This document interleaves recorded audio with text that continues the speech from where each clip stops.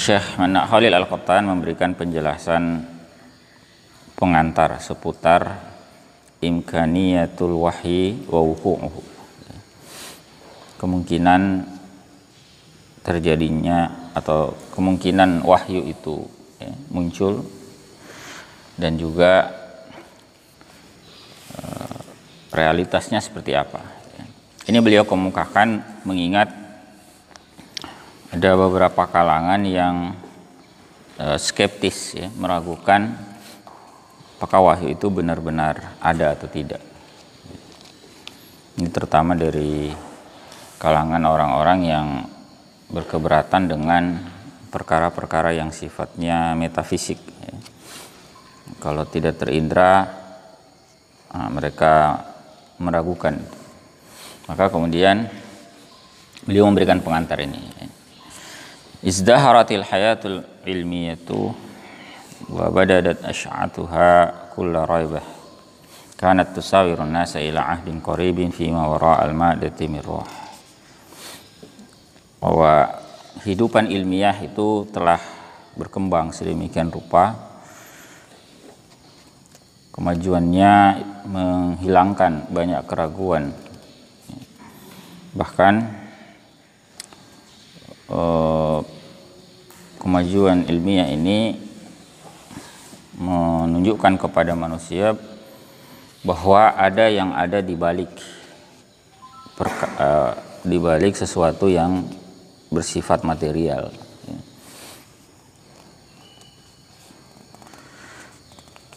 Wa amana ilmu al-madiyyu alladhi wada'a jalla al-kainati tahta at-tajrubati wal ikhtibari bi anna hunaka alaman ghaibiyan wara'a hadzal alamil musyahad. Nah, ilmu yang semula itu bersifat materi, itu kemudian yang dahulunya itu memperlakukan berbagai benda-benda yang ada itu di bawah observasi dan pengamatan, itu kemudian menyadari bahwa di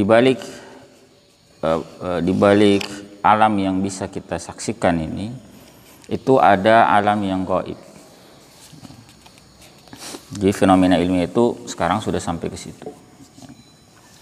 Sudah menyadari bahwa di balik realitas yang bisa kita indra itu ada alam ghaibiyah. Wa anna alam al-ghaib, dan juga bahwa alam ghaib itu adaku wa a'maku min alami syahadah. Itu lebih detail, lebih telit, lebih mendalam, lebih kompleks dibandingkan dengan alam yang bisa kita saksikan, alam syahadah. Wa aktsarul mukhtari'atil haditsati allati ukhisat bi albabin nasi tahjubu wara'aha hadha sirr al-khafi alladhi ajiza al-ilmu an idraki kunhihi wa in laha atharahu wa mazahirah. Dan sudah banyak penemuan terbaru yang diperoleh dari hasil kecerdasan manusia, itu menunjukkan kepada kita apa yang ada di balik alam yang sifatnya material ini, yang memang ilmu itu tidak mampu untuk menjangkau dengan detail, menjangkau hakikatnya, meskipun bisa dirasakan, bisa diketahui asar dan mazahirnya. Jadi tidak bisa diindra secara langsung, tetapi pengaruhnya juga penampakan itu bisa dirasakan. Nanti beliau kasih beberapa contoh Wa qarraba hadza ba'da syukkati baina tanakkuril adyani wal imani biha misdaqan liqaulihi ta'ala. Dan ini semakin mendekatkan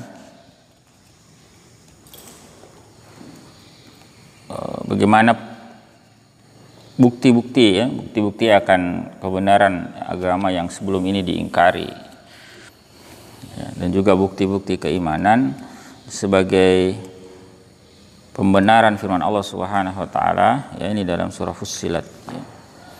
A'udzubillahi minasyaitonirrajim.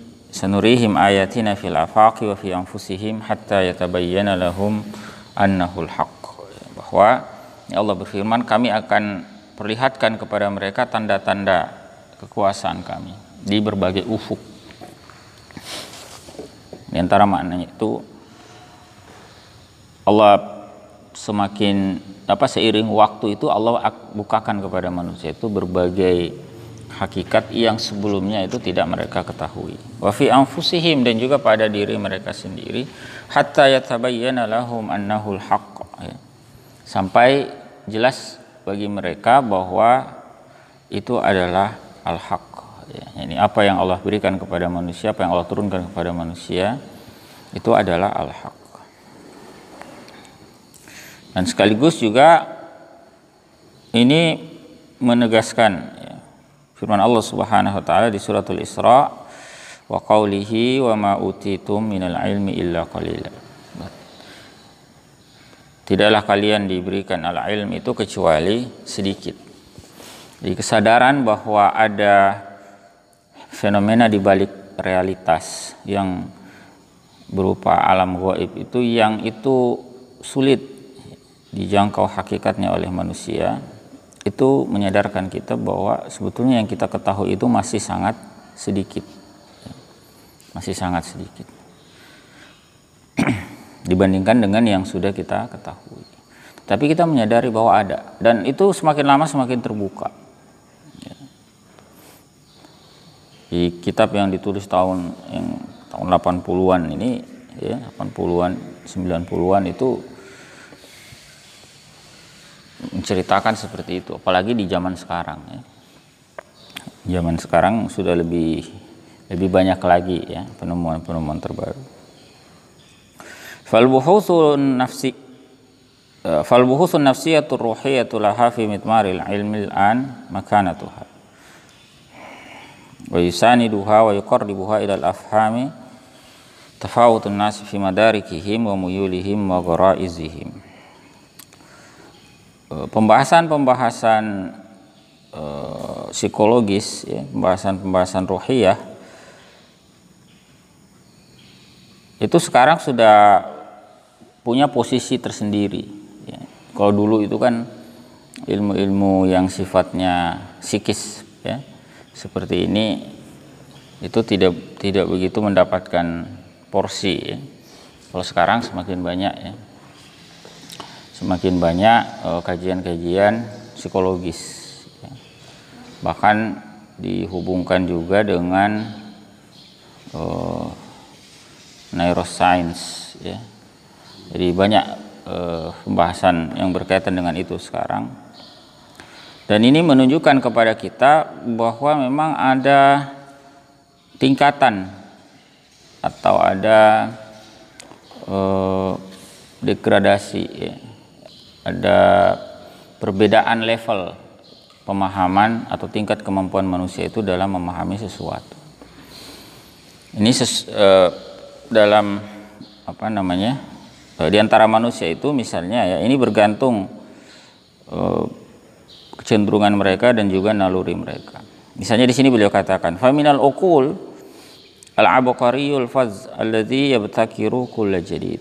Ya, di antara akal manusia itu ada yang sedemikian cerdasnya, ya, sedemikian jeniusnya, sehingga orang-orang seperti ini mudah memahami sesuatu, ya, banyak memikirkan hal-hal yang sifatnya inovatif, ya, dan sebagainya. Tetapi di sisi lain, wa min hal ghabiyul ladzi yasta'si alaihi idrakun badihil umur. Ada juga orang yang berpikirnya itu lambat. Dia sulit memahami perkara-perkara yang sebetulnya simpel. Jadi di satu sisi ada yang bisa dengan mudah memahami perkara yang sedemikian rumitnya, ada juga yang perkara yang sederhana saja sulit dia pahami. Wa bainal manzilataini darajat, dan di antara dua kondisi itu juga ada tingkatan-tingkatannya lagi. Ya, kecerdasan juga ada tingkatannya, kebodohan juga ada tingkatannya. Maksudnya beliau ingin mengatakan bahwa manusia itu bertingkat-tingkat dari sisi itu, ya. Dari sisi perkara yang sifatnya abstrak, ya. Kecerdasan itu kan abstrak sebetulnya, ya. Tetapi kajian-kajian tentang itu sekarang sudah banyak, ya, sudah marak. Nah, kemudian beliau katakan wa nufusu kadzalik, ya, jiwa pun juga demikian. Jadi jiwa itu juga ada levelingnya, ya, ada tingkatan-tingkatannya. Minhas safil musyrik, ya, diantaranya ada yang jiwa itu jernih, ya, memancarkan berseri, ya, memancarkan kecemerlangannya. Sebaliknya wal khabisul mu'tim, ada juga yang buruk, ya, yang jahat, ya, yang gelap.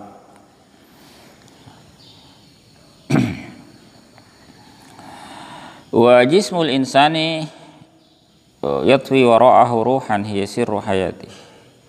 Nah, di balik jisim atau tubuh manusia itu ada ruh yang merupakan sirrul hayah, ya, merupakan rahasia kehidupan. Tapi ini sebetulnya masih belum menjadi objek kajian ilmiah yang sifatnya memadai, ya, karena masih terbatas pengetahuan manusia tentang itu. Tetapi sekali lagi asar dan mazahirnya bisa diketahui, ya. Nah, kemudian di antara kajian tentang itu beliau katakan wa idza kana al-jismu tubala zurratahu wa tufni ansijatuhu wa khalayahu ma lam yatanawal qistuhu minal ghaza. Jika jisim itu bisa tubala zarratuhu, bisa menderita bagian-bagiannya, sel-selnya, ya. Wa tufna atau watafni ansijatuhu wa khalayahu, bisa mati jaringan-jaringan organ-organ yang ada di dalamnya kalau tidak diberikan makanan, ya, malam yatanawal qistuhu minal ghaza. Kalau dia tidak diberikan asupan nutrisi, maka fajadirum birruhi ayakuna laha ghaza'un yamudduha bitaqatir ruhiyati kay tahtafiza bimuqawamatiha wa qimah. Maka demikian pula dengan arruh, ya. Kalau dia tidak diberikan asupan nutrisi, itu yang bisa memungkinkan dia memiliki taqatun ruhiyah, maka, ya, juga nanti akan sulit, ya, ruh itu untuk bisa berfungsi, ya, menjalankan fungsinya sebagaimana mestinya. Kay tahtafiza bimuqawimatiha wa qiyamiha, sehingga dia bisa, jadi perlu, sebagaimana jasad itu perlu asupan nutrisi, ruh pun, ya, ini kata beliau, itu juga memerlukan itu, sehingga bisa memberikan taqah ruhiyah, ya, potensi spiritual, ya, sehingga bisa menjalankan fungsinya, ya, sebagaimana mestinya. Nah, setelah pengantar itu beliau katakan, ya walaysa biba'idin 'alallahi ta'ala ay yakhtara min ibadihi nufusan laha min naqa'il jauhari wa salamatil fitrati wa ma ya'udduha lil faidil ilahi wal wahyi samawi wal ittisali bil mala'il a'la. Jadi bukan hal yang sulit bagi Allah Ta'ala untuk memilih di antara hamba-hambanya itu, ya, di antara manusia itu Allah pilihkan jiwa-jiwa yang bersih, ya, jiwa-jiwa yang bersih, yang memancar cahaya darinya, fitrahnya selamat, ya, yang itu diperlukan untuk mendapatkan curahan ilahi, wahyu samawi, ya, dan juga memiliki hubungan dengan apa? Dengan al-mala'ul a'la. Dimiliki hubungan dengan ya, semacam kekuatan supranatural, ya, yang di luar material yang kita kenal, ya. Jadi tidak sulit bagi Allah Subhanahu wa taala untuk melakukan itu. Jadi ini beliau sampaikan untuk menyatakan bahwa wahyu itu mungkin, ya, mungkin. Artinya dengan pendekatan ilmiah pun kita itu bisa mengetahui ada orang itu dengan kecerdasan yang tinggi, ada orang dengan spiritualitas yang tinggi, ya, dan sebagainya. Nah, apa sulitnya katanya bagi Allah Subhanahu wa taala untuk memilih di antara manusia, di antara hamba-hambanya yang memiliki kelayakan semacam itu. Lalu kepada mereka ini Allah berikan wahyunya. Ya, liyulqiya ilaiha birisalatihi allati tasuddu hajatal basyari fi ruqi wijdanihi wa sumui akhlaqihi wa istiqamati nizami. Sehingga dia bisa memberikan kepadanya risalah, ya, risalahnya yang itu memenuhi kebutuhan umat manusia. Itu meninggikan meninggikan spiritual mereka, akhlaknya, dan juga sistemnya. Wa haulaihum rusuluhu wa anbiya. Mereka itulah para rasul dan nabi, para nabi, ya. Jadi para nabi, para rasul itu adalah sosok pilihan, ya. Orang-orang yang terpilih dan secara kecerdasan mereka itu cerdas luar biasa. Makanya kita kenal itu diantara sifat para nabi itu adalah fatonah. Fatonah itu apa? Cerdas. Jadi berargumen itu dahsyat, ya. Bukan argumen yang kosong, ya, tapi betul-betul kokoh, luar biasa. Di dalam Al-Quran itu banyak kita temukan fragmen dialog para nabi itu dengan umatnya yang itu menunjukkan kecerdasan luar biasa. Saya ambilkan contoh satu, misalnya kisah Nabiullah Ibrahim alaihissalam. Itu kan pernah beliau itu dihadapkan kepada seorang penguasa di masanya. Kemudian penguasa itu berdialog, ya. Ibrahim berkata kepadanya, ya, ini sebagai bentuk dakwah juga, ya. Idz qala Ibrahim rabbiyalladzi yuhyi wa yumit. Jadi Ibrahim itu berkata, Robku itu adalah yang menghidupkan dan yang mematikan. Apa yang dikatakan oleh penguasa itu? Qala ana uhyi wa umit. Saya juga bisa menghidupkan dan mematikan. Nah, dalam kitab tafsir itu dijelaskan bagaimana cara penguasa itu menghidupkan dan mematikan. Dia bilang begini, ada orang saya jatuhkan hukuman mati, divonis hukuman mati. Kalau dieksekusi berarti saya matikan. Kalau kemudian saya ampuni berarti saya hidupkan. Nah itu kan, sebenarnya secara logika itu kan bukan begitu maksud ungkapan Ibrahim tadi. Tetapi karena yang bersangkutan masih ada alasan berkilah, ya oke lah, Ibrahim juga tidak terlalu meladeni itu. Sebetulnya kan dari sisi argumentasinya rapuh sekali. Tapi Ibrahim tidak meladeni itu karena masih bisa ngomong kan. Ya sudahlah. Orang juga bisa menilai betapa rapuhnya argumentasi itu. Nah, Ibrahim kemudian mengganti argumentasinya dengan dengan ungkapan yang tidak bisa dibantah lagi. Apa yang dia katakan? Qala Ibrahimu fa innallaha ya'ti bisyamsi minal masyriqi fa'ti biha minal maghrib. Ibrahim berkata bahwa Allah itu menerbitkan matahari dari mana? Dari timur. Nah, kalau kamu punya kemampuan yang juga sama, fa'ti biha minal maghrib. Coba kamu datangkan itu dari arah sebaliknya. Ya, kalau sudah seperti itu bagaimana? Mau bantah apa lagi?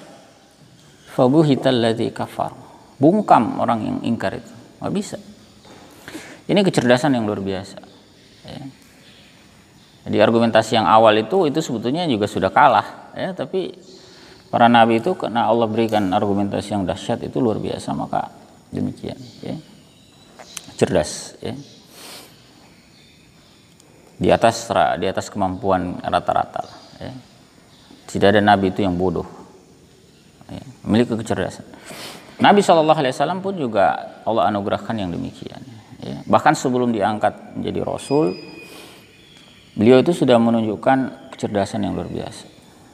Misalnya di antara fenomena yang direkam oleh sejarah itu peristiwa pemindahan Hajar Aswad itu kan luar biasa itu.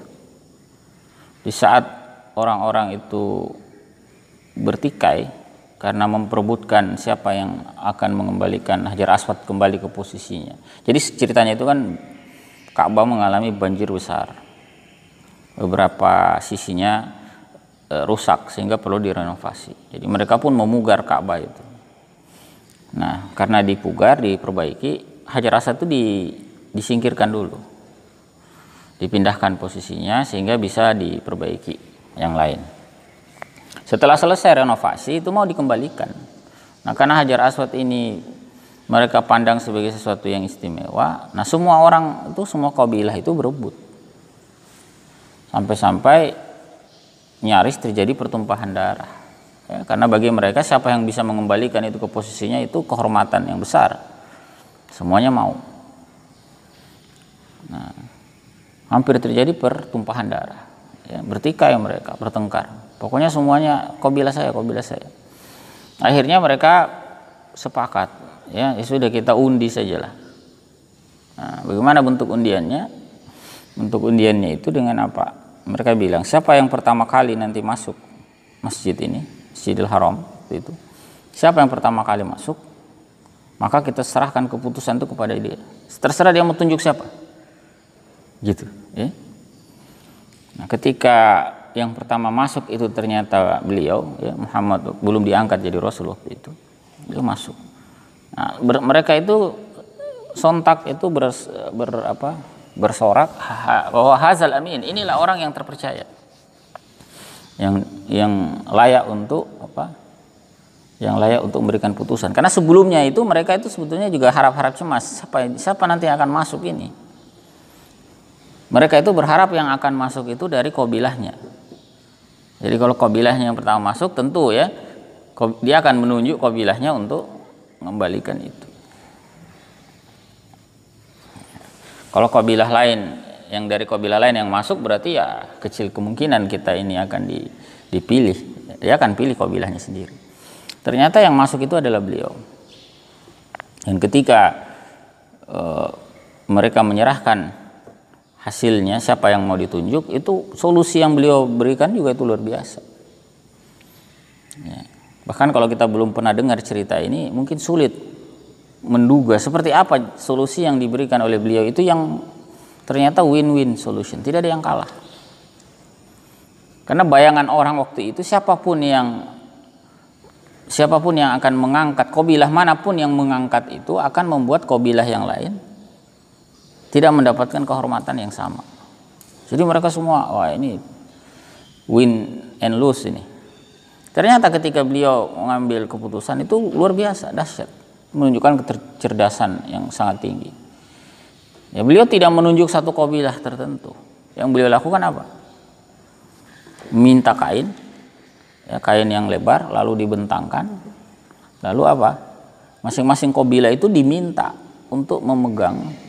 Jadi perwakilan dari masing-masing kabilah itu diminta untuk memegang ujung dari kain itu. Nah, akhirnya semua kabilah itu punya kesempatan mengembalikan itu.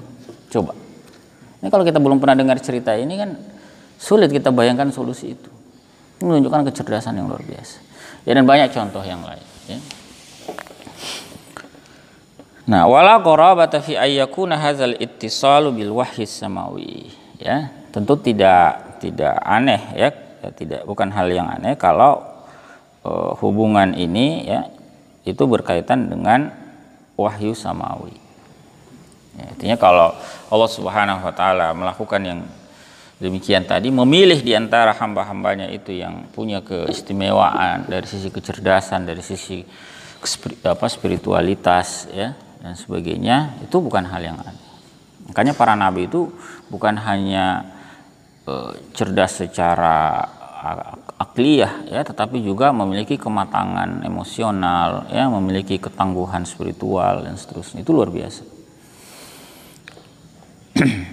Karena memang ujian mereka itu jauh lebih berat daripada manusia rata-rata. Maka perlu itu ya, ketangguhan dari sisi emosional, spiritual dan seterusnya. Nah, fanasul yauma yushahiduna tanwimal magnatis. Jadi ini beliau kasih contoh ya.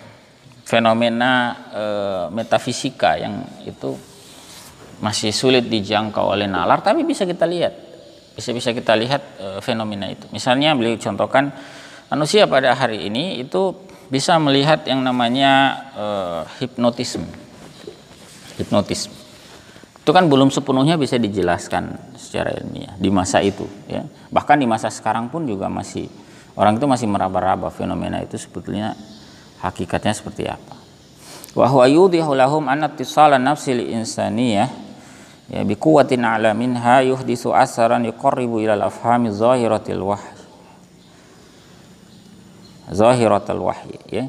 Jadi itu menjelaskan kepada mereka bahwa hubungan jiwa manusia terhubungnya jiwa manusia dengan yang lebih kuat daripada dia itu bisa menimbulkan dampak, ya, yuqarribu ilal afhami zahiratal wahyi haitsu yastati'u rajul quwwah al quwwatul iradatu ay yatasallata bi iradatihi ala man huwa ad'afu minhu, di mana jadi ini bisa mendekatkan pemahaman tentang apa zahirnya wahyu itu seperti apa. Gambaran wahyu itu seperti apa itu bisa didekatkan melalui pengamatan kita terhadap fenomena hipnotisme itu. Di mana apa? Seseorang yang punya al-qawiyul iradah, ya, kemampuan apa ini ya? Kemampuan yang kuat dari sisi kemampuan hipnotis itu kan dia dianggap lebih kuat, ya, daripada pihak yang dia hipnotis. Ya, itu bisa mengendalikan orang yang lebih rendah yang lebih lemah daripada dia. Fayanamu nauman amiqan, sehingga orang yang lebih lemah itu misalnya mengalami tidur yang dalam, ya, wa yakunu rahna isyaratih, ya, lalu dia berada di bawah kendalinya, ya.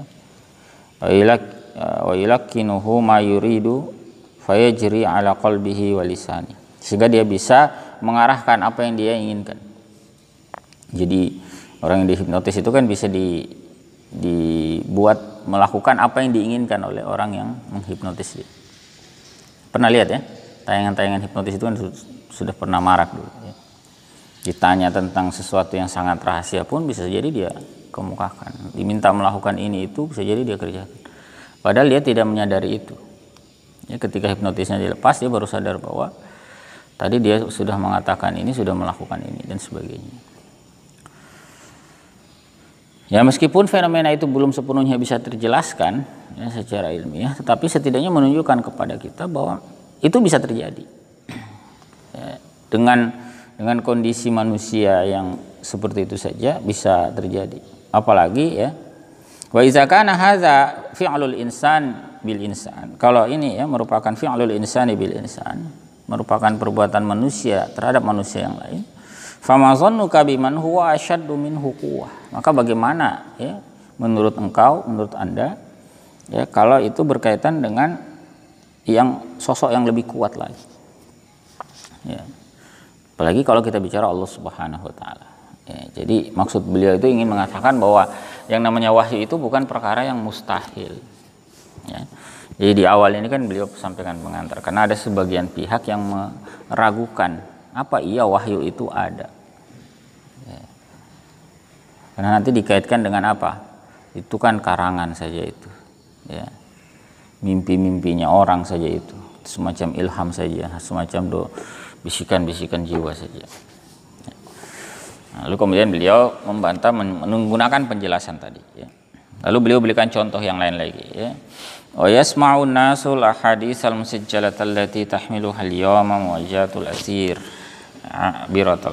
abiratal wihadi wan najadi was-suhul wal bihari duna ru'yati zawiha bal ba'da wafatihim. Orang-orang sekarang itu bisa mendengar, ya, misalnya rekaman, ya, yang dipancarkan oleh apa, ya, semacam seperti radio, ya, atau orang nonton TV pakai remote control, ya, segala macam. Itu kan sesuatu yang juga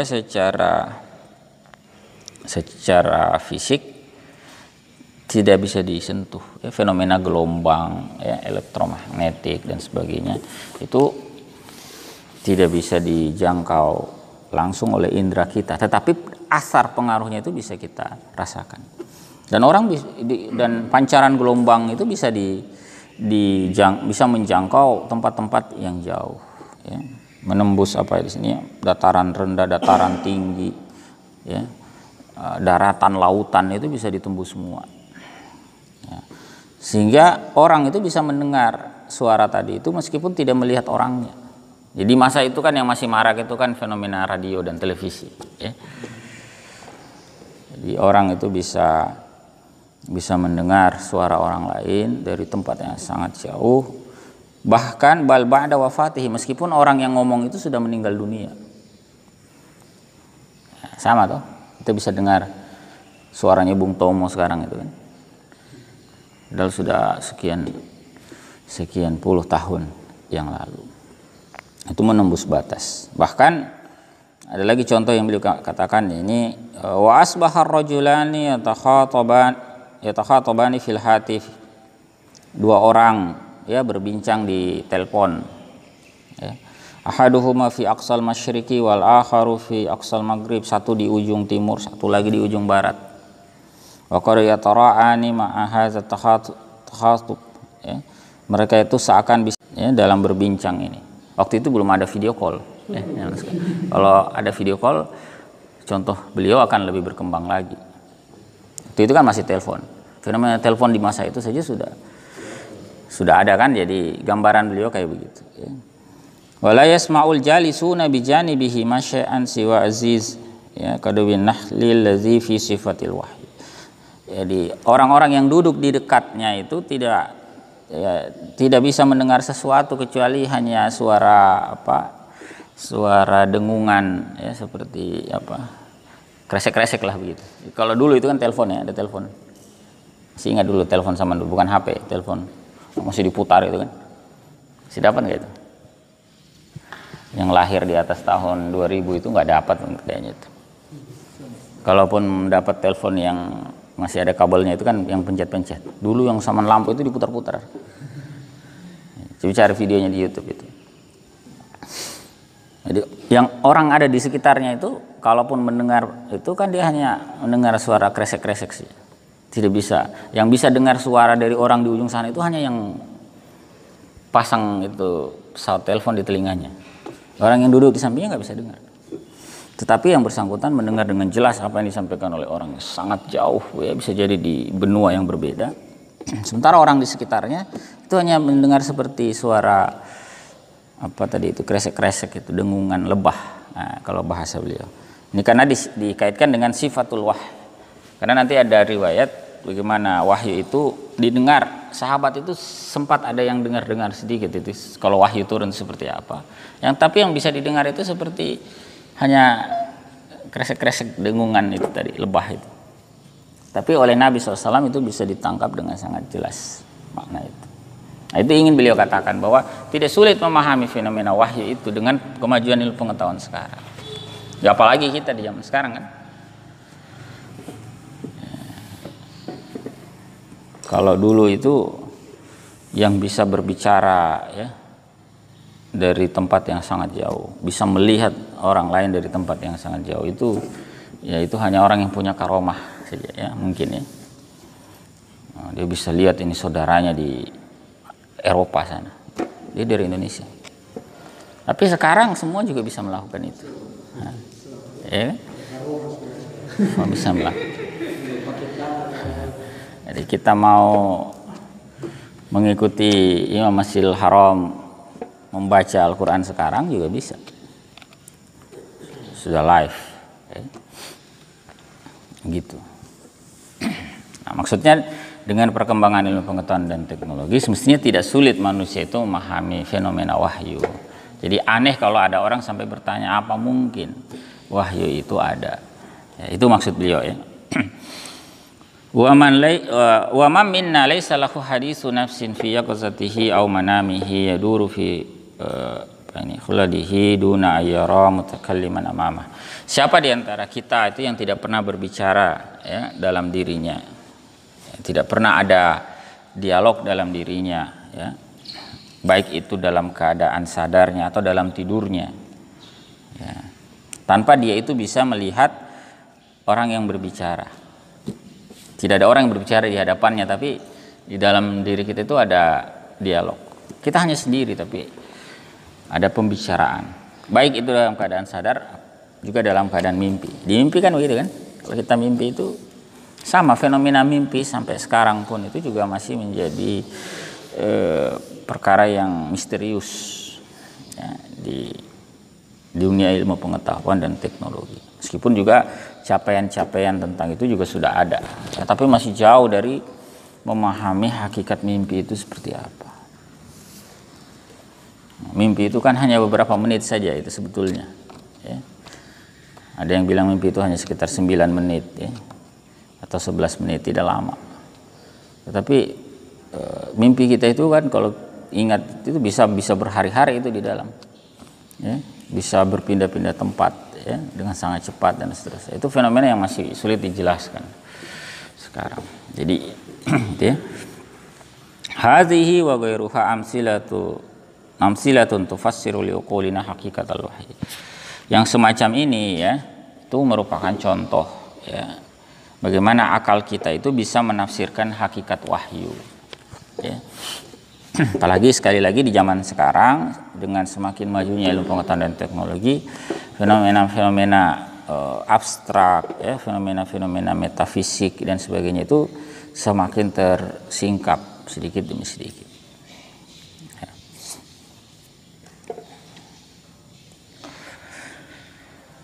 Wa qad syahadal wahyu mu'asiruh ya, wahyu itu pernah disaksikan oleh orang yang hidup di zaman itu. Ini generasi sahabat ya ridwanullahi alaihim. Itu mereka menyaksikan fenomena wahyu itu secara langsung. Wa nuqila bit tawaturil mustawfi li syurutihi bima yufidul ilmal qat'iyya ila al-ajyalil lahiqah. Dan itu dinukilkan secara mutawatir ya, memenuhi syarat-syaratnya sehingga bisa menghasilkan ilmu yang meyakinkan. Ini sampai pada generasi-generasi berikutnya. Jadi sebetulnya karena ada yang namanya itu pemberitaan mutawatir, penukilan secara mutawatir. Informasi tentang itu meskipun kita itu tidak melihat secara langsung, tetapi tingkat keyakinannya itu sedemikian tinggi.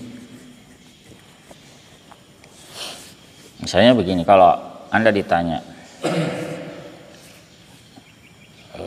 apakah Anda percaya bahwa Ka'bah itu ada? Tapi kan belum pernah ke sana misalnya ya. Belum pernah lihat di TV juga misalnya, belum pernah lihat di internet lah misalnya. Ya, misalnya 20 tahun lalu, 30 tahun lalu itu kan, kalau sekarang ya tiap hari juga bisa lihat. Nah, ditanya waktu itu, apakah Anda percaya ada Ka'bah? Percaya. Kenapa? Karena informasinya sudah sedemikian luas. Disampaikan oleh banyak orang dari generasi ke generasi. Dan tidak ada keraguan, tidak ada kesangsian dalam diri kita bahwa mereka itu sepakat berdusta. Jadi meskipun kita belum pernah ke sana, tapi informasi sedemikian rupa yang masif, yang luas disampaikan oleh banyak pihak itu tadi membuat kita itu memiliki tingkat keyakinan yang sangat tinggi terhadapnya. Oh, ada yang namanya Ka'bah, itu ada. Meskipun kita belum bisa melihat langsung. Riwayatan mutawatir begitu. Jadi ketika wahyu itu diriwayatkan secara mutawatir, meskipun kita tidak hidup di masa itu, informasinya sampai kepada kita di masa sekarang dengan model periwayatan seperti tadi, itu membuat kita itu memiliki kesimpulan yang sangat kuat sampai pada tingkatan al-ilm, tingkatan yang meyakinkan bahwa memang itu ada. Bahkan wala masatil insaniyatu atharahu fi hadarati ummatih. Ya, manusia itu masih bisa merasakan pengaruhnya dalam peradaban umat. Sulit dinafikan wahyu itu ya, kalau melihat misalnya fenomena histori umat Islam. Ya, sangat berkaitan hadarah mereka dengan wahyu. Wa quwwati atba'ihi, kuatnya pengikut-pengikutnya. Wa izzatihi mastamsaku bihi, demikian pula dengan apa? Izzah mereka. Atau wa quwwat atba'ihi wa izzatahum mastamsaku bihi. Bagaimana izzah mereka, kehormatan, kewibawaan mereka itu mastamsaku bihi, selama mereka berpegang dengan wahyu itu. Peradaban Islam itu pernah mencapai tingkat kegemilangannya, masa kemasannya. Dan itu karena kita berpegang kepada wahyu. Ya. Nah, sebaliknya, wan hiyara qiyanihim khuzlanahum ma farratu fi jambih. Ya, mulai merosotnya institusi mereka ya dan keruntuhannya ketika mereka mengabaikan ya, meninggalkan wahyu. Mimma la yad'u majalan lisyakki fi imkanil wahyi wa thubuti. Ini tidak menyisakan ruang keraguan ya dalam hal apa memungkinkannya wahyu ya, dan validnya wahyu itu. Bukan hanya mungkin, tapi pasti wahyu itu ada. Dan itu sesuatu yang valid ya. Dan juga wa daruratil audati ilal ihtida'i bihi wa itfa'in lidzama'in nafsihi bimuslihil uliya wa qiyamihi ruhiyah. Sekaligus juga menunjukkan urgensitas untuk kembali ya, untuk kembali kepada apa? Petunjuk ya, petunjuk wahyu itu untuk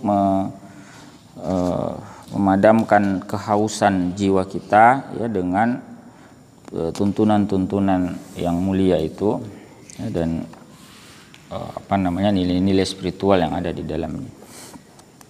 Jadi itu ya pengantar beliau tentang imkaniyatul wahyi wa wuku, ya, kemungkinan wahyu dan juga faktanya. Ya. Bahkan beliau tambahkan di sini, walam yakun Rasuluna sallallahu alaihi wasallam awwala rasulin uhiya ilaihi. Rasul kita Muhammad sallallahu alaihi wasallam itu juga bukanlah rasul pertama yang diberi wahyu. Bukan orang pertama. Itu sudah dikenal sebelum-sebelumnya. Bal auhallahu ta'ala ila rusuli qablahu bimisli ma uhiya ilaihi.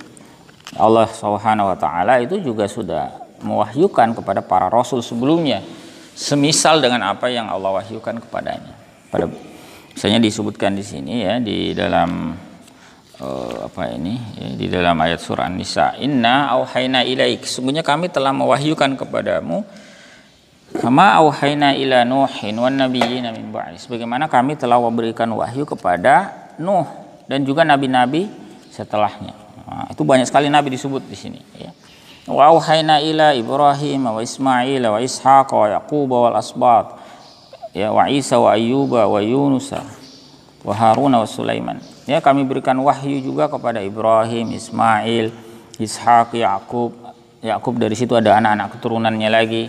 Isa, Ayyub, Yunus, apalagi Harun, Sulaiman.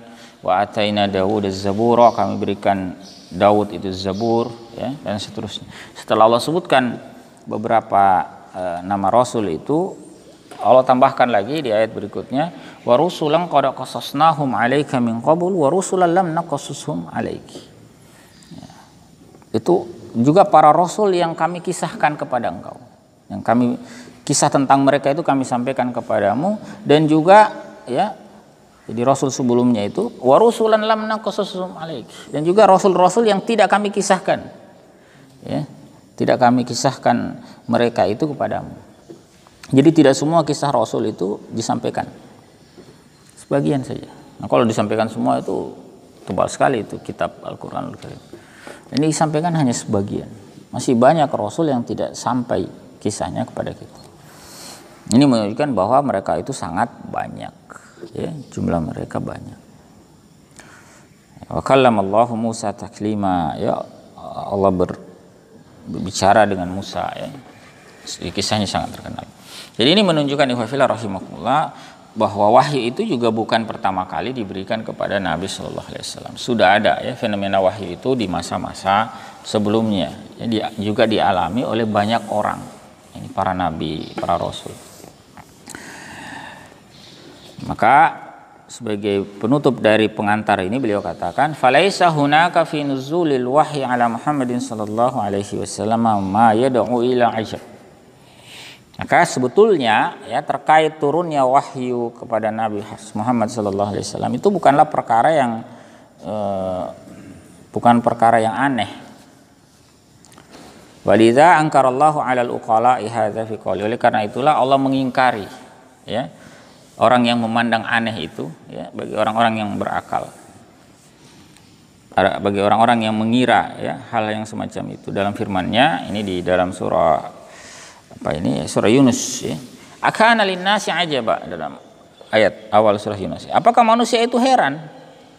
An auhayna ila rajulin minhum an anzirin nas wa basyiril ladzina amanu anna lahum qadama sidqin 'inda rabbihim.